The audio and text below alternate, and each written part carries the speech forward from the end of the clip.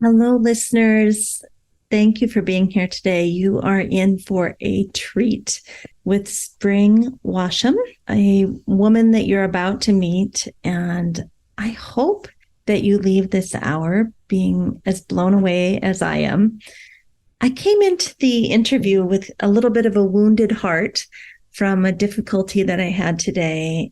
And then after getting to know Spring and how she's operating in the world, I just have a whole renewed sense of purpose that these small things that bother us, we won't remember them in 1 year, 3 year, 5 year. Like, just wipe those things clean from your mind. There's no time to waste worrying about small things that really are not going to matter. We start off talking about the difficulties that she had growing up and basically how she came across Autobiography of a Yogi and Man's Eternal Quest for Meaning, these books that just kind of changed the trajectory of her life, leading her to long periods of meditation in retreats and in her own personal practice, and eventually to plant medicine, specifically to Peru, to ayahuasca, which allowed her to see that the stories she was telling herself were causing her suffering and that she could let go of those stories at any time. And I'll say that again, the stories that we tell ourselves are leading to our suffering, and we can let go of those stories anytime. And the beauty of letting go of those stories that are holding us back is that we get to move into our fullest potential as a human being and even as a bodhisattva, maybe someone who has come to make a difference in this world and to help others realize their fullest potential. So we move from ayahuasca to a book that Spring has written about a deep conversation she had over many years with Harriet Tubman. Harriet Tubman, some of you will remember, was a woman who, during times of slavery and abolition, basically helped to run the Underground Railroad to help free people from slavery. So Spring, at some point, got a really deep connection and had a very deep conversation with Harriet. Even though Harriet has been dead for many years, there was a deep connection. And this book emerged out of that. And I think it's a fascinating interview. In my mind, there are explanations for how these things happen, which I won't go into and bore you. But I will say that when we connect to a deity or an ancestor like Harriet Tubman, I don't know if it matters whether they are real and they're connecting through us or whether we are connecting back to them. It doesn't matter. The thing is, their force, what they brought to this world, we are able to tap into, and we are able to bring it forward and finish the job, as Spring Washam says, finish the jobs that they started. That's why we're here. We are here to finish the jobs that our ancestors started and that the people after us will continue on with. So it is a beautiful interview. I hope you enjoy it. Sit back with a cup of tea, go for a walk. There's a lot of really deep thoughts here, and I hope you love what Spring is bringing to the world as much as I do. Welcome to the Yoga Therapy Hour and Beyond. This is our way of spreading inner peace, joy, understanding, compassion, kindness, and comfort, not only to yourself, but to the world. We at the Yoga Therapy Hour and Beyond are so happy to have you listening. Now let's get started and get right into our guest today.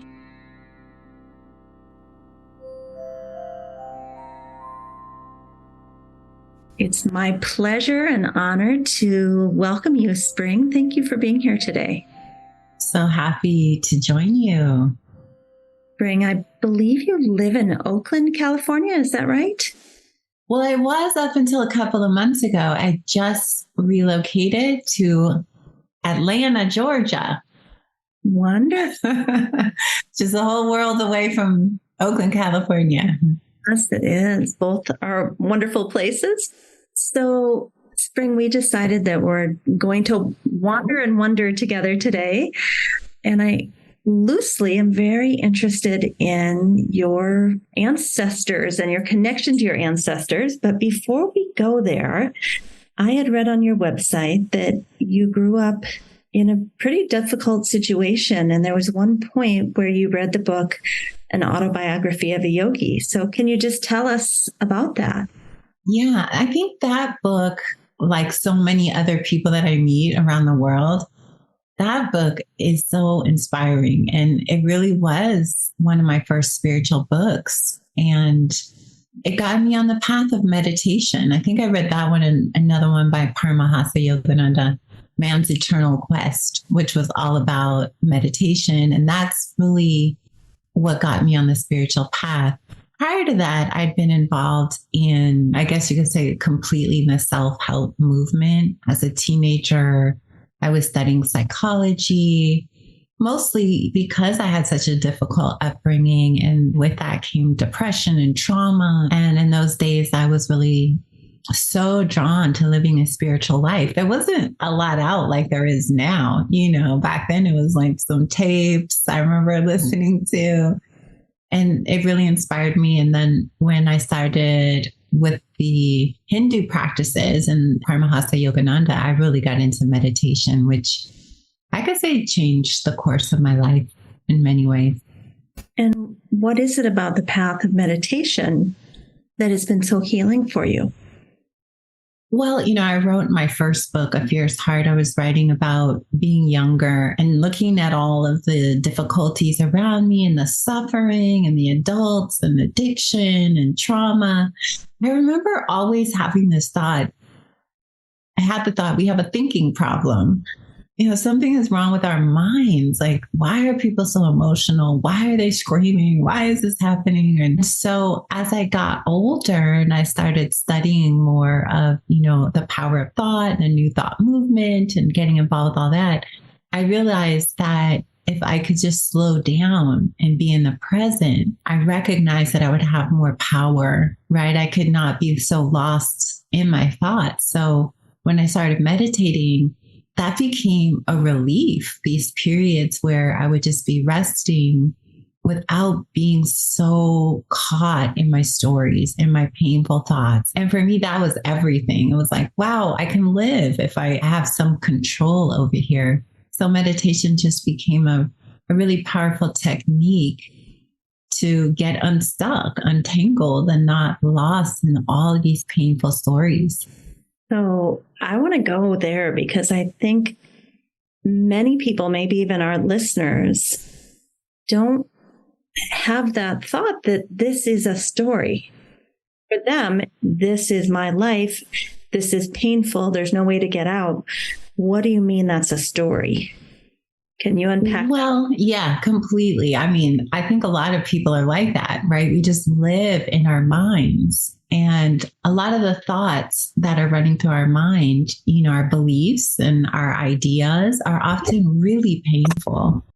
They're usually filled with anger and resentment and greed and fear. And they might not even have anything to do with the conditions of our lives. We might be living in $1 million house, safe, and having terrifying thoughts every moment. So I think that this is important to start to recognize that a big part of our suffering is this identification and this deep grasping to every thought we think and believing it, right? So if I have a thought I'm a terrible person, then I'm suffering, right? I wake up, I have a good thought. I'm like, yay, I have a bad thought. I'm tethered to these thoughts. And I think the real path is when you create a gap where you can have some space and start to question, wait, this isn't even happening. Why am I thinking this again? This is not what's going on. I'm not in the third grade. I'm not, we start to recognize how much we live in the past, we live in the future, and we just live in a lot of made up scenarios. And those are what I call stories, just these long trains of thoughts that don't make sense and aren't helpful. They just really create a lot of anxiety and pain and suffering. And the path of meditation is waking up from that and seeing what's real and what's not real. And is that different from if there's something causing you suffering for real in this moment, right here, right now, like a real event? Would you say there's even stories affiliated with that present moment suffering? Yeah, I think that there's a difference between something that we need to, attend to, right? There's something that is making us unhappy, or there's something going on, or we need to, do an action around. We need to change something. We need to let something go.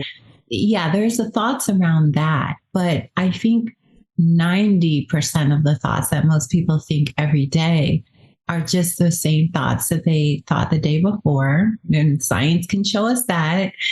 And they're not helpful. They actually are not solving problems. And they're actually going against, taking us in the opposite direction of where we actually want to go. Because I think one of the things that happens on the spiritual path or on any path of awareness is you start to realize how powerful it is when we're sort of hooked into these belief systems. If we have a problem in our life, yes, let's solve it.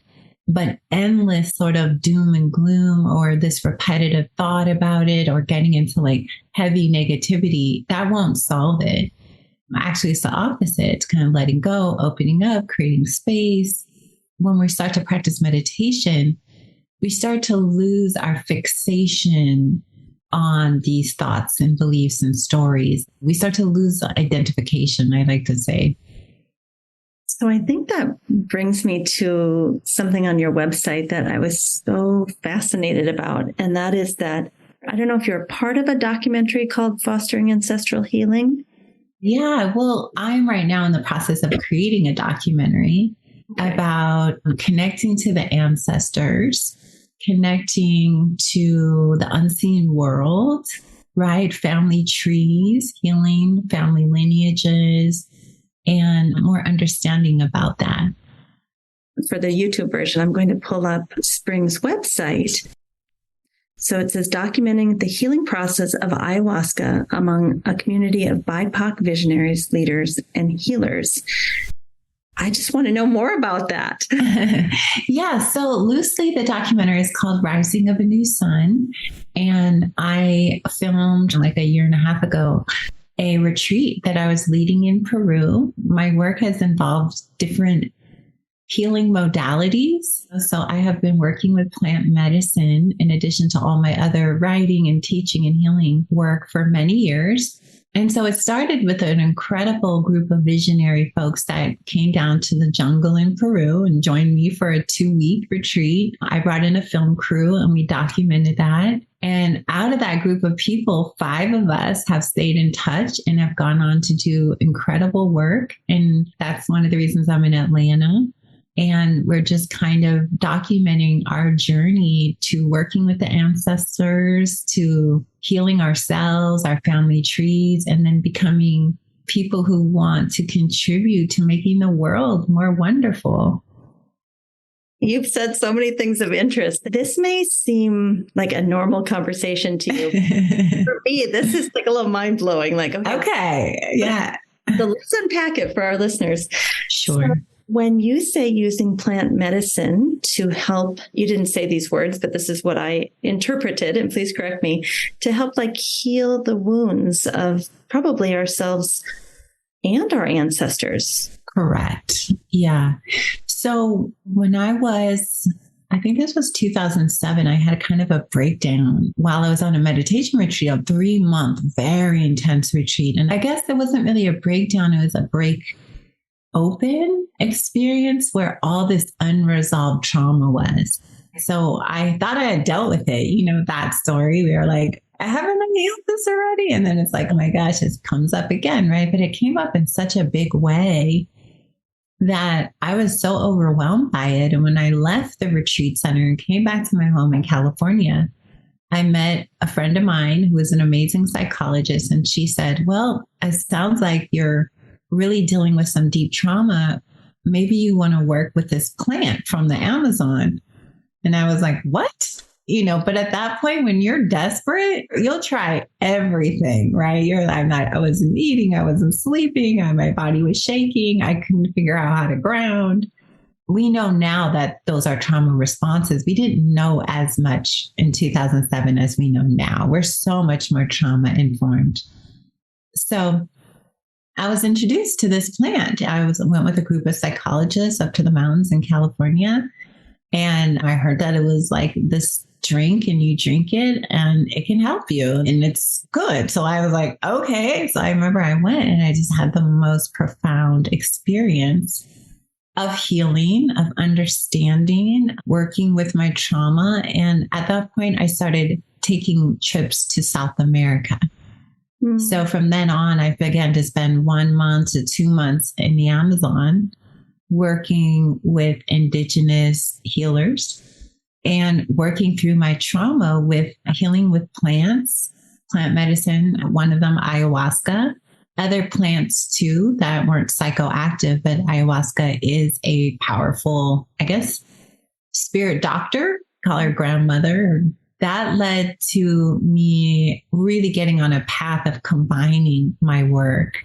So teaching meditation, writing, working with plant medicine. And initially, I just was doing it for myself for many years, just going all the time to the jungle every year and feeling so much better. Every time I would return, I felt like I was working through deep ancestral wounds and trauma.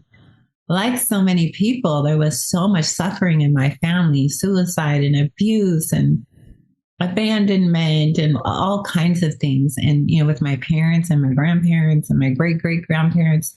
And as I started healing these things, I just began to feel so much better. I saw that it was connected not only to this moment in time, but how we say we often carry stuff from our DNA. Recently, I read this fabulous article that memories are actually passed down. Memories, right? So all of these things I began to understand and work with in a new way.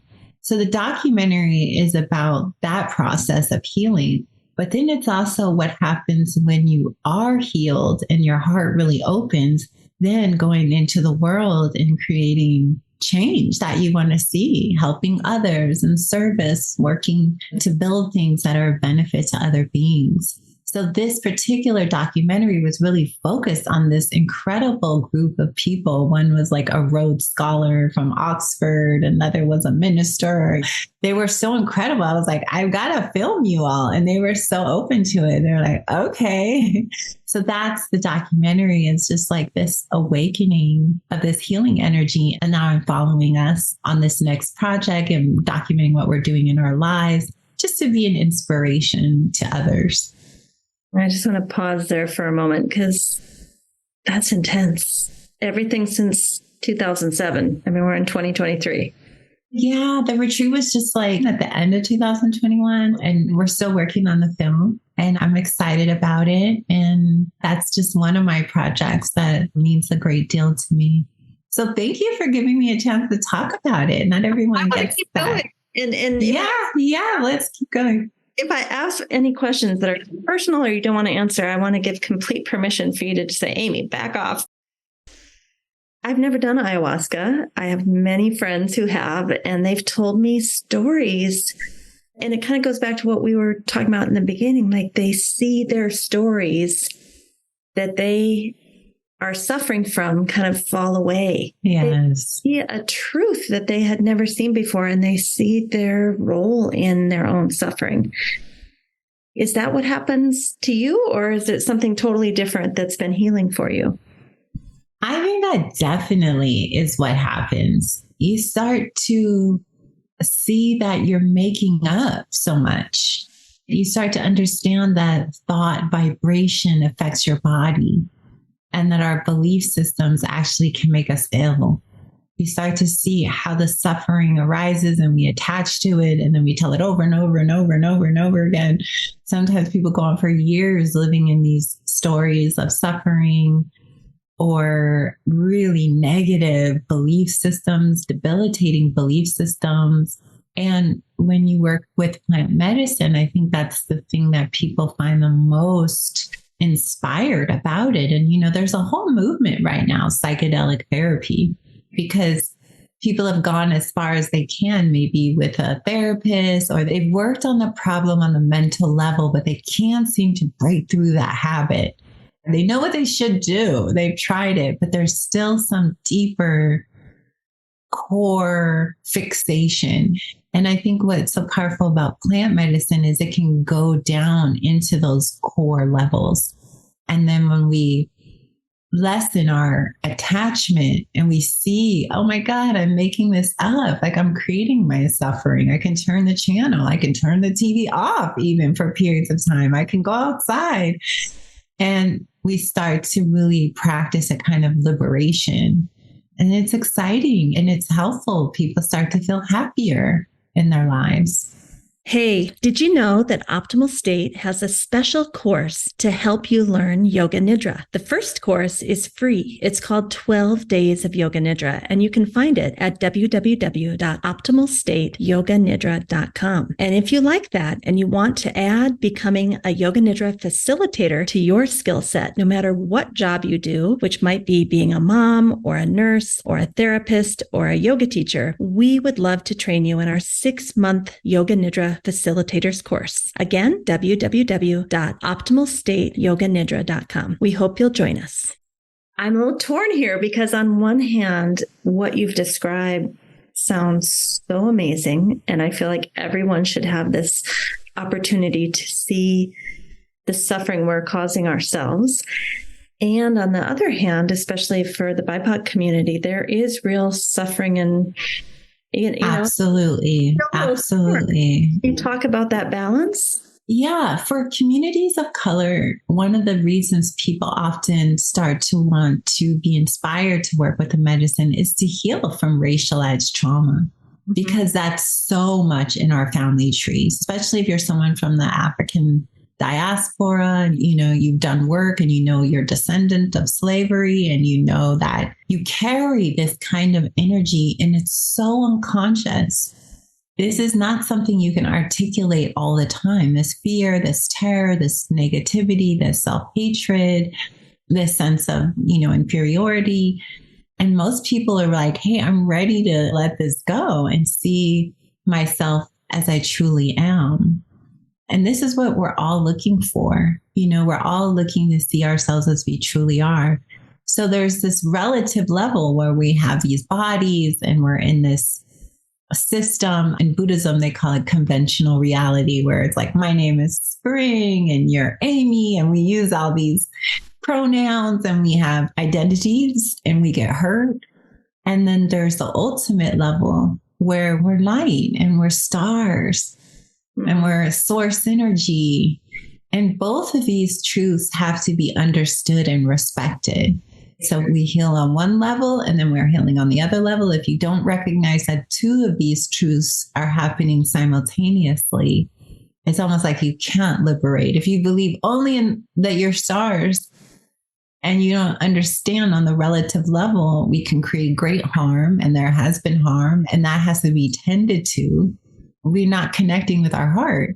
But if we only believe in the trauma, we're also not connecting to who we truly are. So we find this road with plant medicine, letting go of all of the traumas and the pain, and that opens up to us seeing our true nature with more and more clarity. And do you believe that when you do that work for yourself, that it actually has an impact going backwards all through your ancestral line? I do believe that. I believe that because everything is interconnected, right? Everything is everything. People ask me, do you really believe in astrology? Because I like to play with astrology. I say, of course, we're made of the stars. How can I not believe in it? When the stars move, we move. The planet's moving right now. Everything is interconnected. But particularly with the ancestral world and the world of spirit, the unseen world, yes, because everything that we are is as a product of our ancestors. I am here because my great grandmother, right? There's a connection. Now, that doesn't mean we're ruled by that. It just means there's a connection to it. The pain that we carry, the hurt that we carry, some of the belief systems and ideologies that we carry forward, they are the thoughts of our mother, the thoughts of our grandmother, so it's just about being aware of that and understanding that we are connected. And then it's taking the best of it and kind of reclaiming our power, our lineage, our traditions, and understanding them on a deeper level. And does that mean that there's, in your mind, I'm sure many people have different theories, but does that mean there's a subtle realm where your grandmother and your mother still exist that you're connecting to, or is that not even need to be described? Well, I think that gets into, it's hard to fully articulate. I can say my opinion about that, but the unseen world, there's a lot of people, they don't have a body anymore. Like, let's use the example of Paramahansa Yogananda. I meet a lot of his students that are like, Paramahansa Yogananda's here today. He was at my altar. They feel the spirit of their teacher. This is a lot. Like, people feel the spirit of Jesus. They feel the spirit of Maharaji. They feel the spirit of Mother Mary. If you're Hindu, you might feel the spirit of Ganesh, right? All of these, this is just, we live in a multi-dimensional universe and we are in a body. But just because we're in a body and someone else isn't, it just means we have a harder time opening to that. But there's a lot of beings in the unseen world, in the spirit world. And I think the veils of these levels are very thin right now. That's why I think people are so interested in their ancestors in a way they never have. I think also with DNA testing. I don't know about you, but during the 2020 pandemic, I don't know anyone who didn't get a DNA test, go through their whole family tree. I love TikTok, and I'm hearing all these people that are finding new relatives, finding family secrets. Like, it's amazing to be alive in this time where we can uncover that with a 23andMe. Exactly. And I think that's connected to the ancestor world, being like, hi, we are here.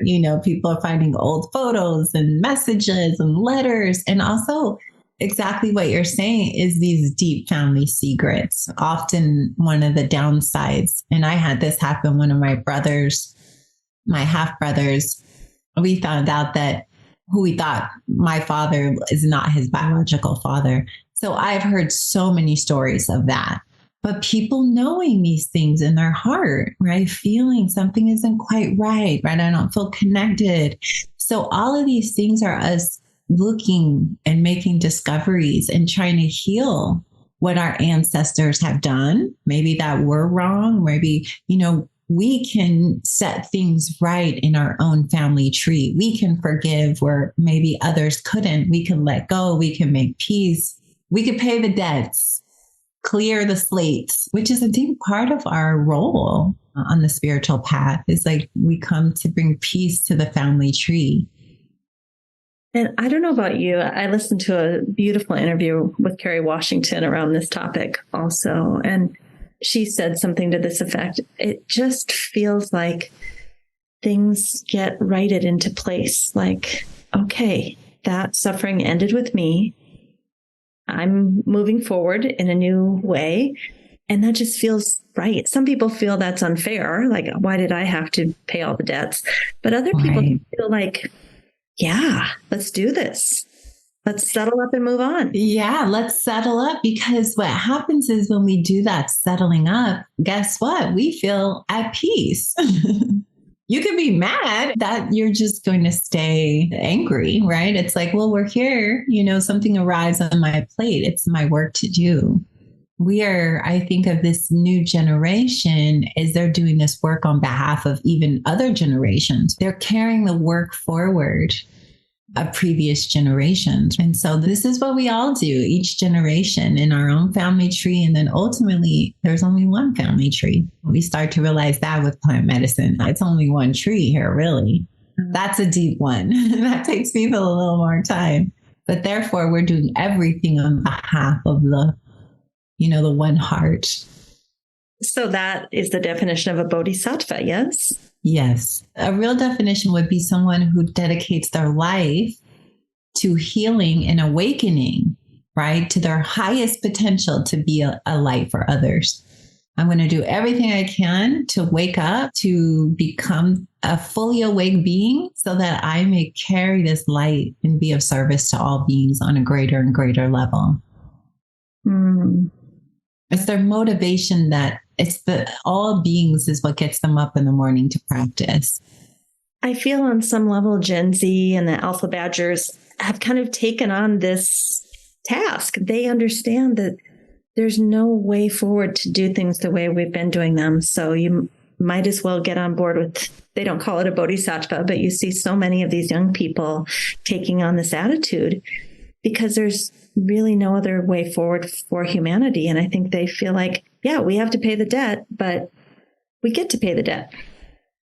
It's a hard road for this new generation. You know, I absolutely think that there's this deep compassion in them. They want fairness. They want inclusivity. They want equality. They want to have the natural world be protected. And man, they're inheriting so much dysfunction in a world at the brink of madness, wars. You know, it's a lot for anybody to take birth right now. You must have signed on to something. If you're a Gen X, Z, Generation Zer, and you're out on the front lines at 18, you signed on somewhere a long time ago to do this. But I just have so much hope in this future generation. You know, it feels like the older generation's just kind of destroying. And I think I look at all these young people fighting. Yeah. That hurts your heart a little bit. Yeah, it's a difficult situation for everybody to witness. Mm-hmm. So along the lines, switching directions here a little bit, along the lines with connecting with our ancestors and healing the ancestral lines, this book that you've written called The Spirit of Harriet Tubman, which came out in 2023. Tell us about this book, because I think this fits right into the conversation. Well, you know, it does, because I learned a lot through writing this book. And this book, my relationship with Harriet Tubman, you know, I'd always thought of Harriet Tubman throughout my life as like, wow, what an incredible ancestor. I mean, who doesn't hear the story of Harriet Tubman? I mean, wow, you know, but I hadn't had like an over fixation or anything. It was when 2020, May, when George Floyd was murdered and there was all these murders. That's when I feel like the summer of May of 2020, I always describe it as like there was a crack in the foundation of consciousness. In California, we were having fires. It was biblical. I mean, what was going on, right? Pandemic and society, election. And man, it was just such a difficult time. And then Harriet showed up. She started showing up in my vision, showing up in dreams, showing up every moment. And I got so interested in her life. And that led to me doing a Zoom class. Well, that was what everybody was doing at that time. I thought, are other people having visions of Harriet? Maybe I'll put up a class. And then hundreds of people, class went viral, and I had hundreds of people online on Sundays. Wow. And then it started off as a 5-week class. I turned into 5 months, actually, through the elections and all that. Yeah. And it's been a journey. And my relationship with Harriet Tubman, I guess if you were going to summarize it, is that Harriet's still alive. She has a mission. She's in consciousness. And she operates on the inner Underground Railroad, the light Underground Railroad, one could say, the spirit underground. So she's still in consciousness. And this book was basically, she just wanted me to write about her heart and a message to this new generation. A message that she's still a protector, because I think Harriet Tubman, that's one of her biggest energies. She was a protector spirit. Mm-hmm. And so she's still guiding, she's still conducting. So anyone can connect to her. And the thing I want people to really understand is that, yes, Harriet Tubman was African American, but Harriet Tubman is a primordial ancestor. You can be from anywhere in the world, any background. That's your ancestor too. So I always like to articulate that because that was a big piece. Like, I'm everyone's ancestor. They need me, I will be there. Almost like a saint from Catholicism, like the different. Yeah, I actually do see Harriet Tubman. I write about Harriet as a bodhisattva. I tell the stories that Harriet and I talked about when we were writing together. And I say writing together because I would have sessions, Harriet would talk, I would write. Yeah, this isn't the first time Harriet was called Moses. She's, said I've been lifetimes as Moses, the liberator. So it's been a journey and I'm still very much on it with Harriet, I think this is so interesting. I'm actually in South Minneapolis, about 10 blocks from where George Floyd was murdered because my parents. Wow. First of all, that is just such a, I arrived yesterday and here I am and you bring this up. So that's a kind of a sign. And I really want to understand when a primordial ancestor like Harriet Tubman imbues herself in your consciousness. Do you think that she is really there speaking to you? Or do you think her values and beliefs and the way she was are something that your mind is tapping into her? Because those things are, do you think both? I'm very interested in this. You could say Jesus. Does Jesus talk to you or bi-directional? What do you think? Well, yeah. And I write about all of this a lot in the book. The first beginning of the book was like, oh my God, what is happening here? What is going on? Because from my years of shamanic practice and first all my years in meditation retreats, because I spent years in deep meditation. And I would have a lot of experiences that were, I guess, non-ordinary experiences just through meditation. And then when I started going to the jungle, I lived in the jungle for a year with a Shipibo, in a Shipibo community with some Shipibo maestras, some women healers at a hospital, like a plant medicine hospital. And it was during that time that I also noticed that I had this gift of being able to enter into very similar things that they were seeing. I think of these people who are healers that live in the jungle. They kind of live in a non-ordinary state, right? They're like medicine people, they're tribal people. They don't live in this North American construct reality that we have. They're living somewhere else. And that's why I got into leading the work and becoming a maestra, because I was actually really good at shamanism. And shamanism is basically just this ability to traverse worlds in a way, I guess, and understand the cosmology a little bit, right? You're going to go here and you're going to get this and you're going to do that and you're going to get that. So it's this kind of, I started to really understand that world. And I had a lot of affirmation when I was living with them that I had this ability to kind of go between worlds and interact. So I was interacting there with a lot of spirits, which is not uncommon when you're working on that level that I was on really seriously. And so I think that just crossed over with Harriet. I had never had an ancestor come when I was not in a sacred ceremonial space, right? Somehow Harriet, our latitude and longitude, we were able to connect. Time-based realities. Yeah. With the veils parted, and it was like, all I can do is say that this felt like Harriet Tubman. I wrote about in the first 2 chapters where she made like an in-person meeting one night and I was scared and questioning my sanity. And then I started to realize that this is just normal. We are all spirits. We are all interacting with one another. And I think I just have this opening, and I think many people do. And through that, and I can't know what other people's experiences are. I'm very open to knowing about other people now. I didn't have this openness before, but now it seems like I get a lot of channeled books now and law of attraction, maybe, but I'm way more open to this idea because of what happened to me. And did it first happen when you were using plant medicine or in meditation or both? Well, the real experience started happening when Harriet Tubman started just coming into my mind day after day during this period. It was like May and June. And then when I was doing the class about her, I was doing this Sunday Zoom class, I ordered all these books about Harriet Tubman and started researching. So then the presence was even stronger. And it was really one night where I was up reading for hours. Harry kind of made an in-person, like kind of showed up almost like an angel or something. Yeah. And I write in detail about that because all my circuits were blown. It took me a long time to actually recover from that energetically. And that was because she wanted me to write this book. And I had been questioning it. My publisher had asked me to write it. And I was like, you're crazy. I can't write a book about Harriet Tubman. I'm not a scholar. What are you thinking? So I had discounted the idea.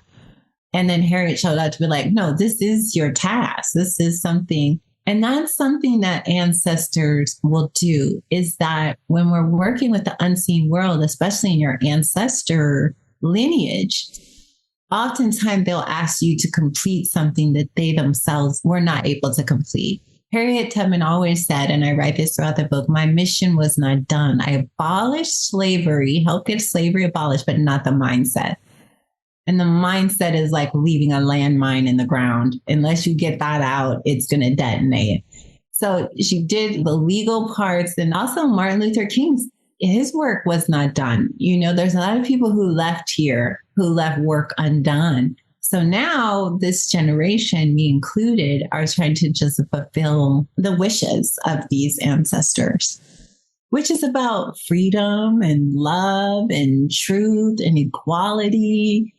You know, and it speaks to what's happening in the end of hatred right now, the Middle East, all hatred, right, being fueled. So I can't know everything.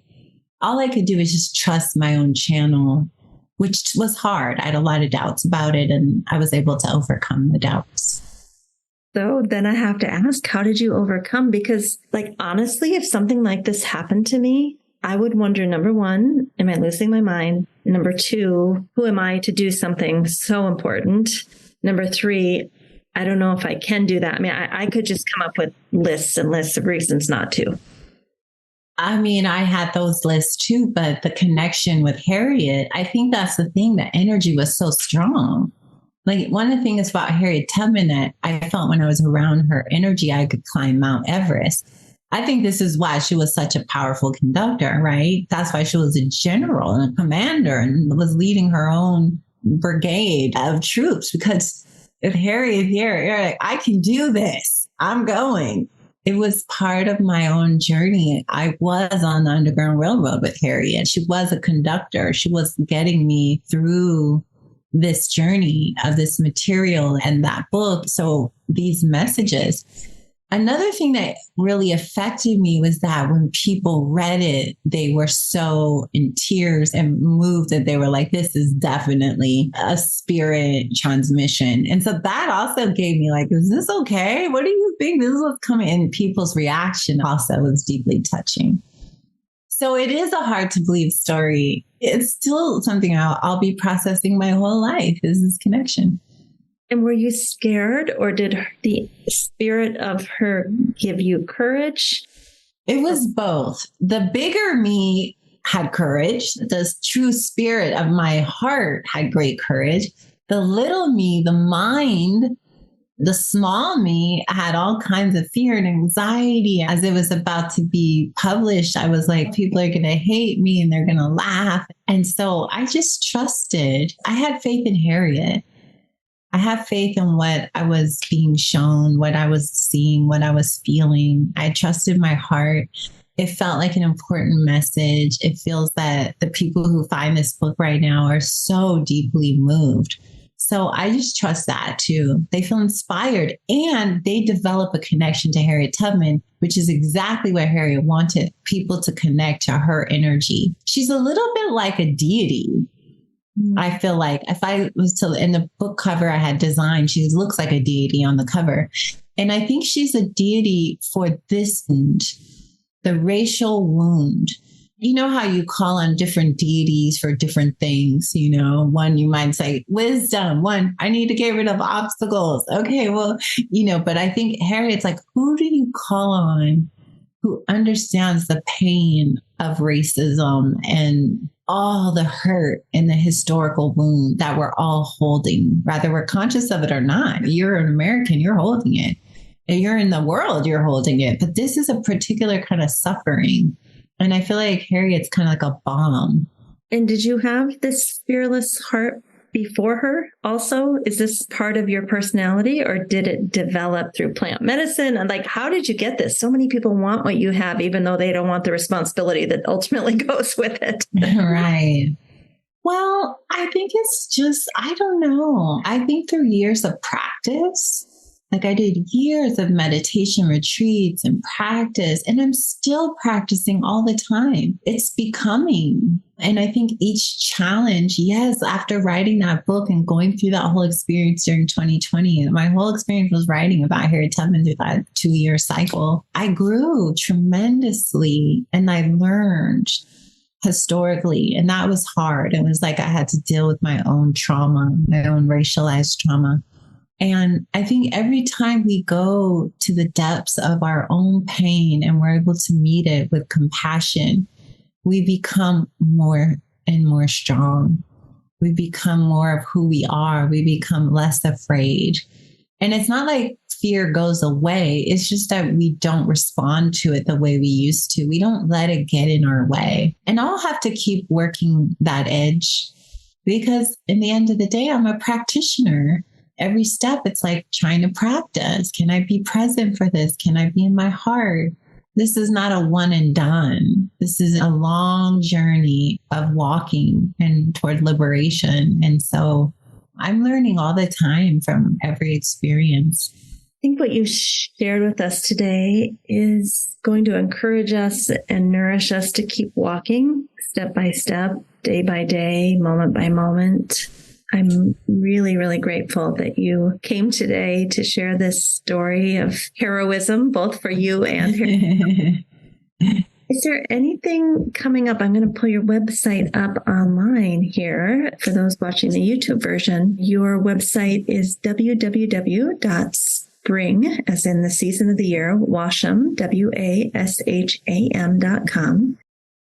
How can people be in touch with you? How can they? Yeah. And if you scroll over to events, you'll see on the up there. If people are interested in my plant medicine retreats, I have some coming up, 2 big retreats, one in January and one in March. And those are visionary retreats in Costa Rica. And I would love to have people join me. You can find that by just going to my website, Googling me. But these are 14-day retreats for everybody in the Osa Peninsula. So if somebody was interested in plant medicine after what they heard, yeah, you can join me. It's meditation, it's yoga, it's plant medicine. And Harriet Tubman's there with us. She's the ultimate conductor. Do you have to be BIPOC or can? No. Some of these are BIPOC specific, but my visionary Costa Rica retreats are not. The ones in Costa Rica are just for visionaries all over the world. So I have groups all over the world. So you can read which ones are for which, and you'll see I have 2 coming up, January and then one in March, April. So yeah, you can join me if you feel inspired. And also on your website is a get in touch with me page if someone would like to be in touch. And yes, they can meet with me. They can email me, or, I also have my book on Audible, both of my books on Audible. So yeah, I ordered it off Amazon. So the book that you wrote previous is called A Fierce Heart. And then this latest one is called The Spirit of Harriet Tubman. Awakening from the Underground. Yes. I love it. Thank you so much too. I'm so happy that we got a chance to talk today. It's very inspiring. Thank you so much. A big thank you to Spring Washam for bringing forward these important topics. I don't think we've had anyone on the podcast talk about plant medicine. I hope you will consider going on a retreat with Spring. I plan to do plant medicine at some point. I don't know when, but I'm going to do it. I love this idea that she brought forth about our unconscious beliefs, self-hatred, our fear, our feelings of inferiority, our attachments, our stories, our negative thinking. I love the idea of becoming the witness through meditation, through plant medicine, however you want to do it, becoming the witness that's watching us have those things and suffering as a result. I love the idea of becoming the observer who realizes that none of that is true and we don't have to hold on to it anymore. So this is good stuff. I hope you'll get her book, and I look forward to sharing more of these ideas with you in the future. Thanks, everybody.